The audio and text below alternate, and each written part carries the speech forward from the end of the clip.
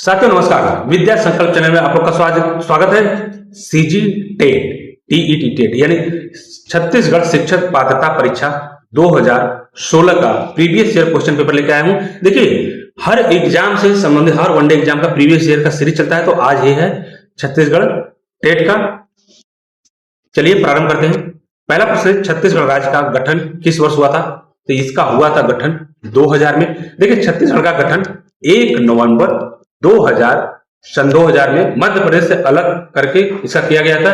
इस समय यह भारत के 26वें राज्य के रूप में इसका गठन हुआ था, यानी 26वां राज्य है भारत का। चलते हैं आगे। अगला प्रश्न है, छत्तीसगढ़ का प्रसिद्ध चित्रकोट जलप्रपात निम्नलिखित में से किस नदी पर स्थित है? यह है इंद्रावती नदी पर। देखिए, बस्तर जिले में इंद्रावती नदी पर स्थित चित्रकोट जलप्रपात को अपनी चौड़ाई के कारण भारत का नियाग्रा कहा जाता है। चलते हैं आगे। अगला प्रश्न है, महानदी, पैरी और सिंडूर नदियों के त्रिवेणी संगम पर छत्तीसगढ़ का कौन सा पवित्र धार्मिक स्थल है? यह है राजिम, यानी ऑप्शन सी सही होगा। देखिए, राजिम में 3 पवित्र नदियों का संगम होता है, इसलिए इसे छत्तीसगढ़ का प्रयाग भी कहते हैं। चलते आगे। अगला प्रश्न है, छत्तीसगढ़ सरकार द्वारा किस वन्य जीव को राज्य का राजकीय पशु घोषित किया है? तो देखिए, ये है जंगली भैंसा, यानी वन भैंसा। छत्तीसगढ़ सरकार द्वारा दुर्लभ प्रजाति के जंगली भैंसे यानी वाइल्ड बफेलो को राजकीय पशु का दर्जा दिया है, ध्यान रखिएगा। चलते आगे। अगला प्रश्न, निम्नलिखित में से किस नदी को छत्तीसगढ़ की जीवन रेखा कही जाती है? तो ये छत्तीसगढ़ की लाइफ लाइन जो नदी है, इसका नाम है महानदी। देखिए, महानदी छत्तीसगढ़ के सबसे बड़े क्षेत्र में बहती है और कृषि व जल का मुख्य स्रोत होने के कारण जीवन रेखा इसको कही जाती है। यही महानदी उड़ीसा में बहते हुए जाके बंगाल की खाड़ी में गिरती है। चलते आगे। अगला प्रश्न, नागर शैली में निर्मित प्रसिद्ध भोरम देव मंदिर छत्तीसगढ़ के किस जिले में स्थित है? ये है करवधा, यानी कबीरधाम। ऑप्शन बी सही होगा। कबीरधाम जिले में स्थित भोरम देव मंदिर की सुंदर वास्तुकला के कारण इसे छत्तीसगढ़ का खजुराहो भी कहा जाता है। चलते आगे। अगला प्रश्न, बस्तर के जंगलों में पाई जाने वाली कौन सी चिड़िया छत्तीसगढ़ की राजकीय पक्षी है? यह है ऑप्शन बी पहाड़ी मैना। देखिए, बस्तर के क्षेत्र में पाई जाने वाली सुरीली पहाड़ी मैना को राज्य का राजकीय पक्षी घोषित किया गया है। चलते आगे। अगला प्रश्न है, छत्तीसगढ़ के किस शहर को भिलाई स्टील प्लांट और शैक्षणिक संस्थानों के कारण ज्ञान की राजधानी कहा जाता है? ये ऑप्शन बी से होगा, भिलाई। चलते आगे। अगला प्रश्न है, सरगुजा जिले का वह कौन सा ठंडा हिल स्टेशन है जहां वर्ष 1962 में तिब्बती शरणार्थी को बसाया गया था? तो देखिए, ऑप्शन बी सही होगा, मैनपाट। देखिए, मैनपाट को अपनी ठंडे मौसम और प्राकृतिक सुंदरता के कारण छत्तीसगढ़ का शिमला भी कहा जाता है। चलते आगे। अगला प्रश्न, राउत नाचा छत्तीसगढ़ के किस समाज द्वारा दीपावली के त्योहार पर किया जाने वाला पारंपरिक लोक नृत्य है? यह है, तो इसका ऑप्शन बी सही होगा, यादव यानी यादवसी समाज। देखिए, राउत नाचा मुख्य रूप से यादव समाज द्वारा शौर्य, भक्ति और दीपावली के उल्लास को दर्शाने के लिए मनाया जाता है। चलते हैं आगे। अगला प्रश्न है, वनों के नष्ट होने या लुप्त होने के लिए निम्नलिखित में से कौन सी गतिविधियां मुख्य रूप से उत्तरदायी हैं? पहला खनन, दूसरा बांध निर्माण, तीसरी पत्तियों और जड़ी बूटियों का व्यवसाय संग्रह करना। तो इनमें से कौन सा सही है? तो देखिए, ऑप्शन इसमें से बी सही होगा, यानी ए और बी, यानी खनन करेंगे तो जंगल खत्म हो जाएगा और बांध का निर्माण करेंगे तो बहुत सा एरिया पानी में सबमर्ज हो जाता है, तो इससे जंगल का विनाश हो जाता है। देखिए, बड़े पैमाने पर जंगल की कटाई करने और खनन और बड़े पैमाने में बांध का निर्माण करने से वनों का काफी ज्यादा विनाश होता है। चलते हैं आगे। अगला प्रश्न, एक शिक्षक के रूप में छात्रों के लिए चिड़ियाघर यानी जू का भ्रमण आयोजन करने का प्राथमिक उद्देश्य क्या होना चाहिए?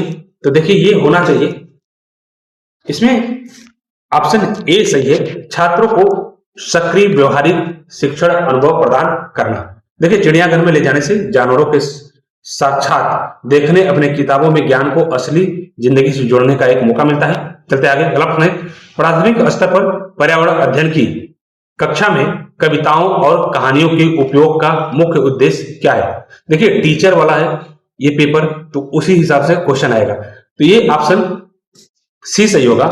स्थानीय और वैश्विक स्तर पर दुनिया की प्रकृति की कल्पना करने की क्षमता को बढ़ाता है। देखिए, कहानी और कविताओं के माध्यम से बच्चे पर्यावरण के विषयों को बिना रटे आसानी से कल्पना करके समझ सकते हैं। चलते आगे, अगला प्रश्न है, किसी भी पारिस्थितिक तंत्र या खाद्य श्रृंखला यानी फूड चेन में ऊर्जा का प्रभाव हमेशा कैसा होता है? तो इसका ऊर्जा का प्रभाव होता है, ऑप्शन ए सही होगा, एक दिशीय। देखिए, ऊर्जा हमेशा सूर्य से उत्पादित पौधों और फिर उपभोक्ताओं की तरफ केवल एक ही दिशा में आगे बढ़ती है। ये फूड चेन है, आप लोग बेसिक में पढ़े होंगे। चलते हैं आगे, अगला प्रश्न है, निम्नलिखित में से कौन सा तीव्र संक्रमण रोग मुख्य रूप से दूषित जल और भोजन के सेवन से फैलता है? तो ये कौन सा है? हैजा यानी कॉलरा। देखिए, हैजा विब्रियो कोलेरी नामक जीवाणु से दूषित पानी या मक्खियों द्वारा गंदे किए गए भोजन से तेजी से फैलता है, ध्यान रखिएगा। चलते आगे, अगला प्रश्न, किसी पारितंत्र यानी इकोसिस्टम में हरे पौधों या उत्पादकों का मुख्य कार्य क्या होता है? तो इनका मुख्य कार्य होता है, ऑप्शन बी सही होगा इसमें, सौर ऊर्जा को ग्रहण करके उसे रासायनिक ऊर्जा यानी भोजन में बदलना। देखिए, हरे पौधे प्रकाश संश्लेषण द्वारा सूर्य की रोशनी की मदद से पूरी खाद्य श्रृंखला के लिए भोजन का निर्माण करती हैं। चलते आगे, अगला प्रश्न है, भारत में वन्य जीवों के संरक्षण और बाघों की आबादी बढ़ाने के लिए प्रोजेक्ट टाइगर किस वर्ष शुरू किया गया था? तो देखिए, ये शुरू किया गया था 1973 में। भारत में बाघों की विलुप्त होने से बचाने के लिए केंद्र सरकार ने 1 अप्रैल 1973 को जिम कॉर्बेट नेशनल पार्क में इसकी शुरुआत की थी। चलते आगे, अगला प्रश्न है, वायुमंडल की वह सबसे निचली परत कौन सी है जिसमें वर्षा, बादल और बिजली चमकने जैसी मौसम संबंधी घटनाएं होती है? तो ये है ऑप्शन बी सही होगा, क्षोभ मंडल यानी ट्रोपोस्फियर। देखिए, क्षोभ मंडल पृथ्वी के वायुमंडल की सबसे घनी परत है जहां मौसम की सारी हलचलें घटित होती हैं। चलते आगे, अगला प्रश्न है, राष्ट्रीय पाठ्यचर्या रूपरेखा यानी NCF 2005 के अनुसार प्राथमिक स्तर पर पर्यावरण अध्ययन शिक्षक का मूल आधार क्या होना चाहिए? तो ये मूल आधार होना चाहिए कक्षा के अधिगम को स्कूल के बाहर के वास्तविक जीवन से जोड़ना। देखिए, NCF 2005 की पद्धति का रटने की जो पद्धति है बच्चों में, उनको रटाओ जबरदस्ती या डर पैदा करके, तो इसका विरोध करता है और कहता है कि बच्चों को बाहरी दुनिया के व्यवहारिक अनुभवों को सिखाना बहुत जरूरी है। चलते आगे, अगला प्रश्न है, तो अगला प्रश्न है, पौधों की जड़ों द्वारा अवशोषित जल और खनिजों को पत्तियों तक पहुंचाने का कार्य किस ऊतक द्वारा होता है? तो ये ऑप्शन बी सही होगा, जाइलम। जाइलम के द्वारा। देखिए, जाइलम ऊतक पौधों में नीचे से ऊपर जल का संवहन करता है, जबकि फ्लोएम भोजन का क्या करता है? पत्तियों से अन्य भाग तक पहुंचाता है। फ्लोएम क्या करता है? पत्तियों से अन्य भाग तक भोजन पहुंचाता है और जाइलम नीचे से ऊपर की तरफ। चलते हैं आगे, चलते हैं आगे। अगला प्रश्न है, पृथ्वी के वायुमंडल का तापमान बढ़ाने वाली गैसों में हरित गृह प्रवाह यानी ग्रीन हाउस इफेक्ट के लिए सर्वाधिक उत्तरदायी गैस कौन सा है? तो देखिए, ऑप्शन सी सही होगा इसमें, कार्बन डाई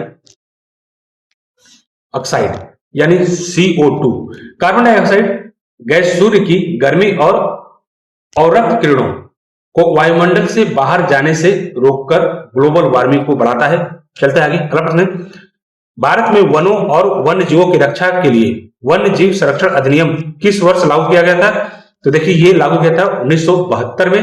देखिए, देश की जीवों की सुरक्षा और उनके अवैध शिकार व व्यापार को कानूनी रूप से प्रतिबंध लगाने के लिए यह कड़ा कानून 1972 में लागू किया गया था। मगर आजकल देख रहे हैं कितने तेजी से वन कट रहे हैं, कोई ये कानून को इंप्लीमेंट करने वाला जैसे नहीं है। चलते आगे, अगला प्रश्न है, सौरमंडल का सबसे गर्म ग्रह कौन सा है जिसे पृथ्वी की जुड़वा बहन या भोर का तारा भी कहा जाता है? तो यह है शुक्र यानी वेनस। देखिए, शुक्र ग्रह वायुमंडल में, शुक्र ग्रह के वायुमंडल में अत्यधिक कार्बन डाइऑक्साइड होने के कारण यहाँ भयंकर ग्रीन हाउस गैस प्रभाव होता है, जिसके कारण यह सबसे गर्म और चमकीला होता है ग्रह। चलते आगे, अगला प्रश्न, चोट लगने या कट जाने पर मानव शरीर से बहते हुए रक्त का थक्का यानी ब्लड क्लोटिंग जमने में कौन सा विटामिन सहायक होता है? तो ये विटामिन डी सहायक होता है। देखिए, विटामिन डी नहीं, सॉरी, ये ऑप्शन डी सही है, विटामिन के सहायक होता है। देखिए विटामिन के प्रकृतिक में रक्त जमने वाली जरूरी प्रोथ्रोम्बिक प्रोटीन के निर्माण के लिए बेहद आवश्यक होता है, जिससे ये रक्त का क्लोटिंग होता है, इसमें ब्लड क्लोटिंग। चलते आगे, गलत प्रश्न। पर्यावरण के विस्तृत क्षेत्र के अंतर्गत निम्नलिखित में से किस घटकों को सम्मिलित किया जाता है? ये किया जाता है जैव घटक, पेड़ पौधे, जीव, हाँ बिल्कुल।